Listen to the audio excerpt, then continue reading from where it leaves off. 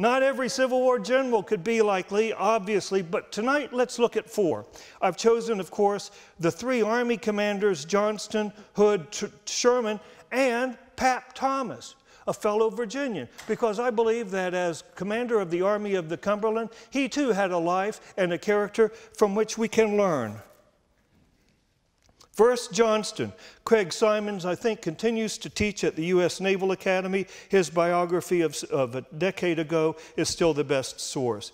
Actually, up to the Civil War, Johnston's life was remarkably close to Lee's life and background. Their fathers served together in the Revolution. Catch this. When's the last time you thought of this? They were born just 3 weeks and 100 miles apart from each other in Virginia. They entered the Point together, formed a lasting friendship, career Army officers, sharing disappointment over the slow pace of promotion in the old Army.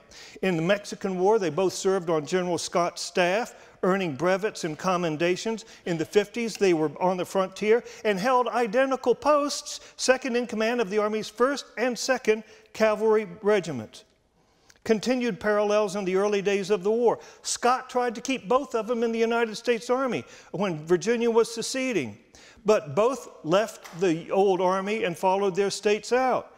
Actually, at the time of the secession, Johnston held a higher rank in the old Army than Lee. He was Quartermaster General of the Army and hence Brigadier. Lee was still Colonel. But in April of '61, Lee won a major generalship in command of the Virginia State Troops. But the similarities end there, as you will be able to see in the briefest summaries of their biography, such as Bud Warner's Generals in Gray. Catch this. As I say, Johnston was, among early Confederate officers, the ranking officer in the old Army.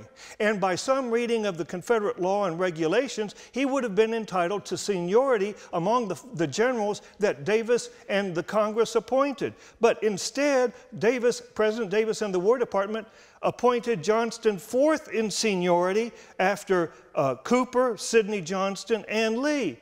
So what did Johnston do? He wrote the president a 9-page angry letter of indignation and protest, which the president just dismissed as unbecoming. And of course, he didn't alter the seniority ranking.